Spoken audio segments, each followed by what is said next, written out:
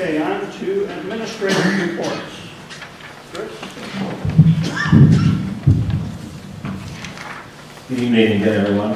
First, I want to thank our People Services team. Mrs. Hoppe and I had a great meeting with them last Friday as far as identifying a real pointed goal for next school year that we will be addressing. And we had just excellent dialogue and really goes to show the high-class caliber of professionals we have working here. So again, a special thanks to the People Service team. Tying into that is one of the units or projects, curriculum projects that the People Service team worked on during the month of March was a act of kindness.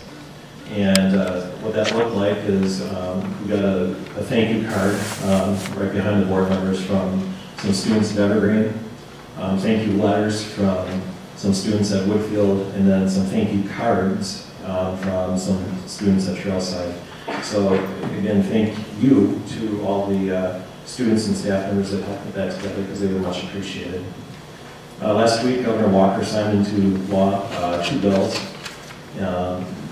One that probably has a little bit more relevance for us is the relaxation of the 180-day requirement. We're still required to have a minimum amount of instructional hours, but at this point, we would no longer necessarily need to have the 180 days scheduled.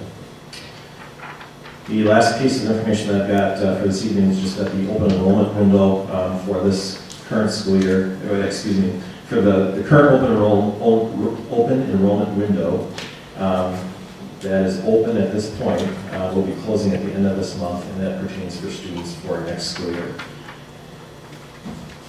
Then I would just like to give formal notice of the second reading of the children at risk policy. That's 342.4. That'll be coming up for action a little bit later tonight.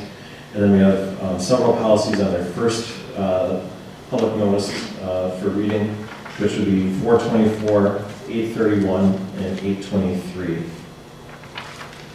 Other than that, I'll pass the mic down to Mrs. Hoppe and Mr. Heath for some quick updates from them. I invited the daycare and preschools in last Friday and had 11 participants in the meeting. So we had a nice dialogue about the early learning model standards from the state of Wisconsin, as well as just other discussions about educating children of 3 to 4-year-olds, as well as some updates and questions and answers about our preschool title program. So that was real positive. One of the things that came out of the meeting was that the preschool daycares also would like something more tangible, like Paul had mentioned, and so I'm in the progress of working on a kindergarten parent guide. So it's a rough draft right here, but certainly need to work with the elementary principals and some of the staff members on that, and hoping to get that out for the sneak peek that will be coming up in May. So I see that happening. So that was a positive out of all of those meetings and putting together some things. Also, on your table is a WKCE comparative data analysis that's hot off the press. So principals, there's one by your seat, and there's one here for Mr. Heath.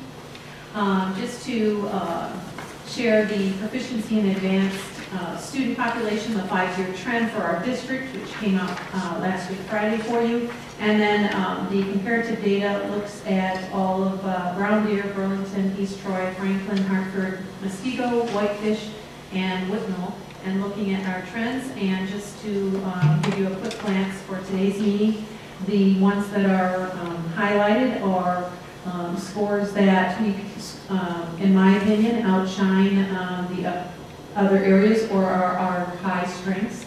So because certainly, Whitefish Bay might be one that is a little harder for us to attain, but if you look, we are doing a really good job in comparison to the other 8 districts. So just a few spots where maybe not quite as high, and 3rd grade overall, although it's only 2 points below the 4th grade at the state level, seems to be a little bit of a trickier area for many districts, but we'll certainly continue to work on that.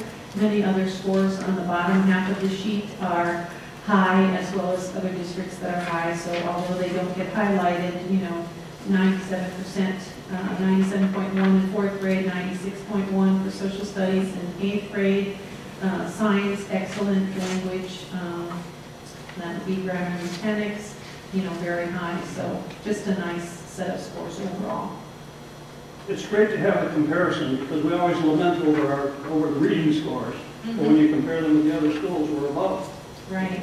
And what I was particularly looking for too is that there's a little bit more fluctuation in our reading scores than in our math scores, and I did notice that in the other schools too, so it's probably the complexity of teaching reading, but we certainly want to continue growth in that area, especially at the third grade level.